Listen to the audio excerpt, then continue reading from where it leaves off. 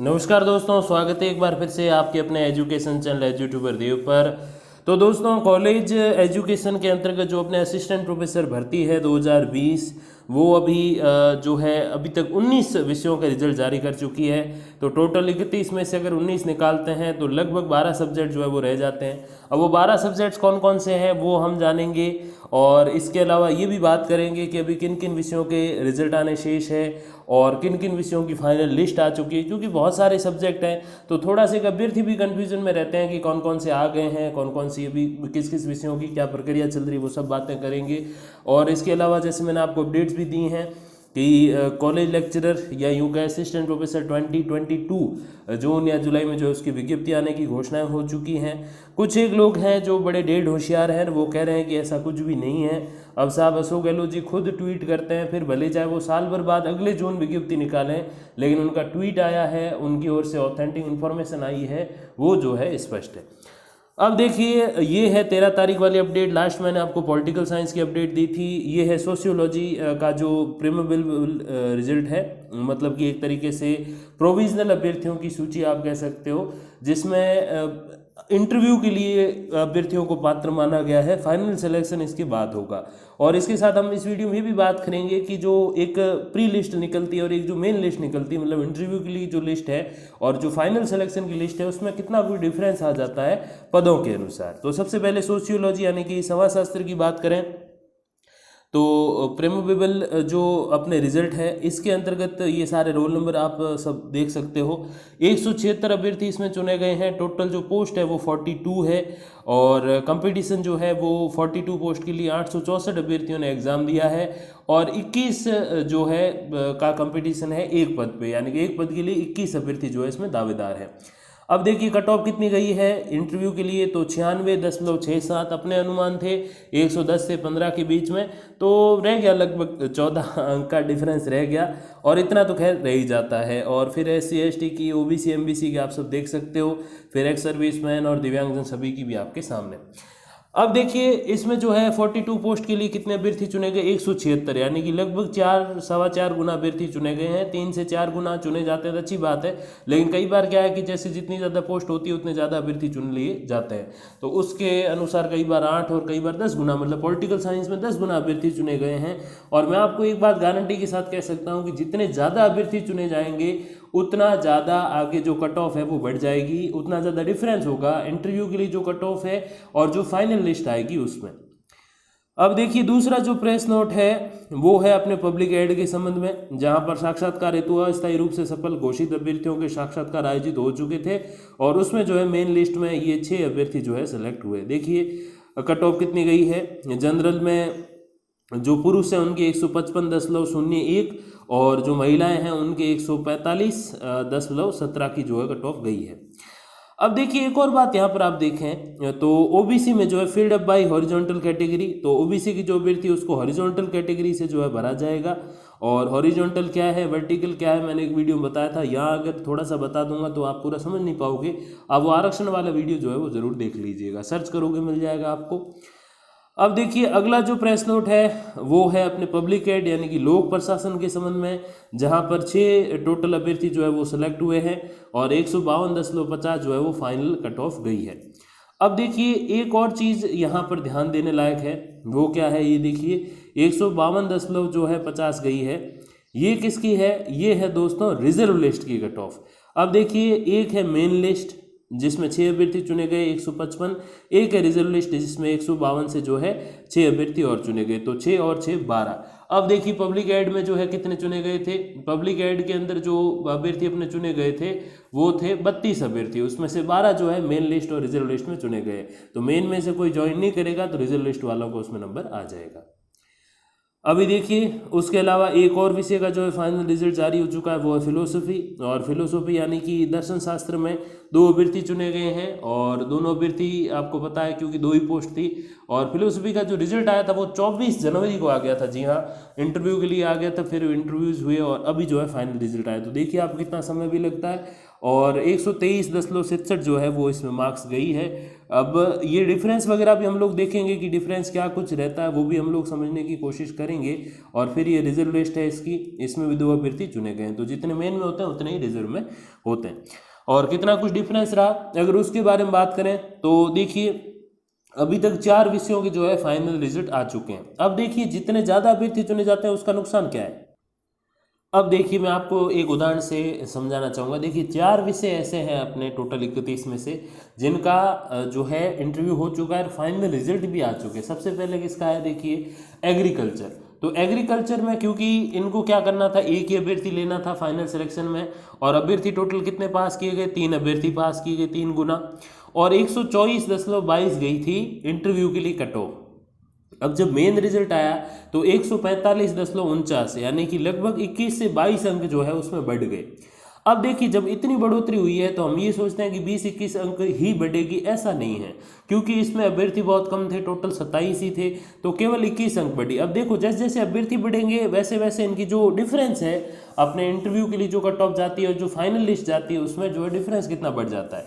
फिर देखिए म्यूजिक की अगर हम बात करें, वोकल था, इंस्ट्रूमेंटल नहीं था इस बार, तो देखिए 111.45 गई थी जब इंटरव्यू के लिए बुलाए गए थे, और ओरिजिनली जो फाइनल लिस्ट गई है वो गई है 134.45 पर, यानी कि 23 अंक बढ़े।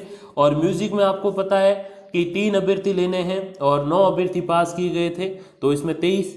अब देखिए पब्लिक एड और फिलोसॉफी की, तो पब्लिक एड में जो है पद थोड़े ढंग के हैं, 6 पद है, और फिलोसॉफी की अगर हम बात करें यानी कि दर्शन शास्त्र की तो उसमें 2 पद है। तो देखिए अब फिलोसॉफी में जो है 26 अंक बढ़ी, क्योंकि 101.34 गई थी इंटरव्यू के लिए और 127.31 गई है फाइनल लिस्ट। और पब्लिक एड की बात करें, जैसे मैंने बताया कि पद जो है इन सारे 4 विषयों में सबसे ज़्यादा पद लोक प्रशासन पब्लिक एड के ही हैं, तो 32 अभ्यर्थी बुलाए गए। अब सबसे ज़्यादा अभ्यर्थी इसमें बुलाए गए तो इसमें देखिए डिफरेंस भी सबसे ज़्यादा है, 120 गई थी अपने पब्लिक एड के इंटरव्यू के लिए कट ऑफ, और जो फाइनल लिस्ट गई 155 पे, तो सोचो आपकी 35 अंक बढ़ गई। जी हाँ, अब ये 35 अंक जब बढ़ रहे हैं, जब 6 पोस्ट है और 32 अभ्यर्थी बुलाए हैं, तो आप सोचो कि राजनीति विज्ञान जैसे विषय में जहां 571 अभ्यर्थी, जी हाँ 571 मतलब 550 अभ्यर्थी पास किए गए हैं, हिंदी हिस्ट्री जैसे विषय में जहाँ जो है अपने हिस्ट्री की मैं बात करूँ तो 407 और 432 हिंदी में पास किए गए हैं, तो सोचो कि उसके लिए कितनी ज़्यादा जो है वो एक तरीके से जद्दोजहद हो जाएगी, कितना ज़्यादा डिफरेंस आ जाएगा। आप मान के चलिए 30 से 40 अंक या उससे ज़्यादा बढ़ सकते हैं, विशेषकर राजनीति विज्ञान में। मैं आपको बताऊं, मानता हूं पेपर बहुत डिफिकल्ट था, ये सारी चीज़ें थी, बट ओरिजिनली जब ये लिस्ट ऐसे बनेगी राजनीति विज्ञान के अतिरिक्त जो विषय है, देखना आप 35 से 40 अंक तक उसमें बढ़ोतरी हो जाएगी, जो अपने इंटरव्यू के लिए कट ऑफ है और जो मेन लिस्ट आएगी सिलेक्शन वाली उसमें। तो ये चीज़ आप मान के चलिए कि जितने ज़्यादा अभ्यर्थी उतना ज़्यादा जो है उसमें कंपटीशन बढ़ता जाएगा। तो यही है कि 3 गुना कह के 10 गुना अगर पास करती है आरपीएससी कैटेगरी का और कैटेगरी में बटे हुए पदों का हवाला देकर, तो उसका सीधा सा मतलब यह है कि जो डिफरेंस है कट ऑफ का वो भी बहुत ज़्यादा बढ़ने वाला है। अब देखिए, अब इसके अलावा जो एक आपके महत्वपूर्ण प्रश्न रहते हैं उससे पहले ही देखिए तो अपने रसायन जो विषय है यानी कि केमिस्ट्री, उसके जो इंटरव्यूज़ हैं वो 30 मई से 3 जून तक जो है वो आयोजित किए जाएंगे। तो वो आप डीएफ डिटेल एप्लीकेशन फॉर्म या विस्तृत आवेदन प्रपत्र भर के भेज दें। उसके जो वीडियोज़ हैं या कैसे भरना है क्या है, मोस्टली जो जानकारियाँ हैं 99% वो मैंने बता दी हैं। उसके लिए वीडियोज़ जो है वो डिस्क्रिप्शन में बना के मैंने उसका लिंक डाल दिया, तो वो ज़रूर आप देख लीजिएगा। अब देखिए, अब बहुत सारे ऐसे अभ्यर्थी हैं जो इन सारे विषयों में नहीं आते जिनके फाइनल रिजल्ट आया है, बहुत सारे ऐसे हैं जो उन विषयों में भी नहीं आते जिनका इंटरव्यू का रिजल्ट आया है। तो वो विषय कौन कौन से उसके बारे में बात करते हैं। अभी देखिए वीडियो बना रहा हूँ, शायद जब तक आप तक ये वीडियो पहुँचे तब तक इनमें से जब जो भी मैं बता रहा हूँ उनमें से कोई रिजल्ट भी आ जाए। देखिए सबसे पहले तो जियोलॉजी का अभी तक जो रिजल्ट है वो घोषित नहीं हुआ है।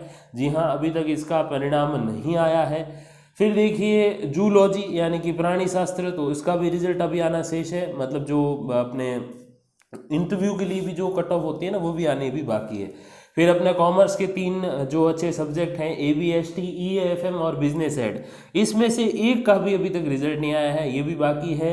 जियोग्राफी जो भूगोल अपने टॉप 5 सब्जेक्ट्स में आता है, हिंदी, राजनीति, इतिहास, भूगोल में, तो उसमें जो है भूगोल टॉप 5 सब्जेक्ट जिसमें सबसे ज़्यादा अभ्यर्थी सबसे ज़्यादा पोस्ट होती है मोस्टली, तो उसमें ज्योग्राफी है उसका भी रिजल्ट आना बाकी है, अर्थशास्त्र का भी परिणाम आना बाकी है, संस्कृत, उर्दू, और फिर होम साइंस के टोटल 5 भाग होते हैं, लेकिन 3 भागों के जो है अभी रिजल्ट आने। देखिए होम साइंस के किन किन भागों के रिजल्ट आ चुके हैं, तो एक चाइल्ड डेवलपमेंट है होम साइंस जिसमें 5 पद है और 15 अभ्यर्थी पास किए गए थे, 5 अप्रैल को रिजल्ट आ गया था।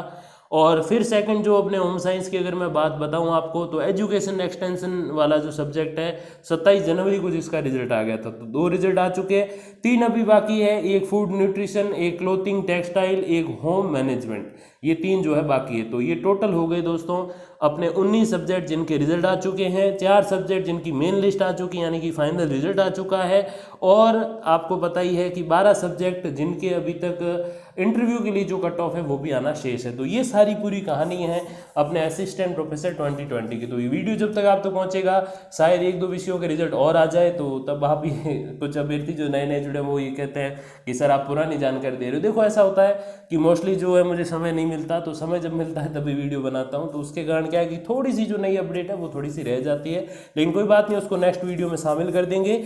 तो यही कुछ अपडेट्स हैं, और इसके अलावा तो अभी और रिजल्ट्स आएंगे तो फिर और ज़्यादा डीपली चीज़ें पता चलेगी, क्योंकि अभी छोटे छोटे सब्जेक्ट हैं उन्हीं की मेन लिस्ट आई है, बड़े सब्जेक्ट की आएगी तो पता चलेगा क्या 40 से ऊपर भी डिफरेंस आता है क्या।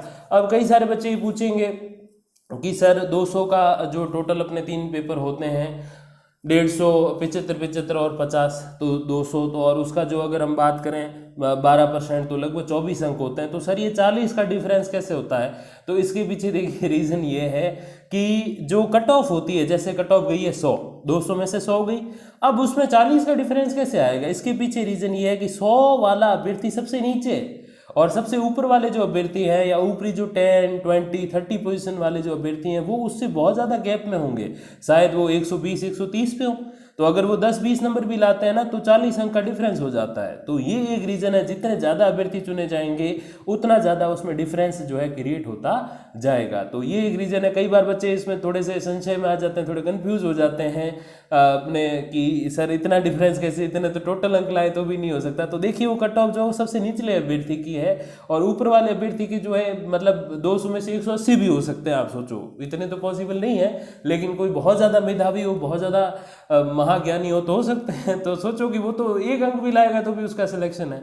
तो ये कुछ एक चीज़ें इसमें काम करती है, इसलिए 35 से 40 अंक तक का डिफरेंस आ जाता है। और मेरी आपसे ये गुजारिश है, उसमें सिलेक्शन हुआ है आपका इंटरव्यू के लिए तो भी, और अगर नहीं हुआ है फिर भी आपको जो है अपने विषय को स्ट्रॉन्ग बनाते जाना है।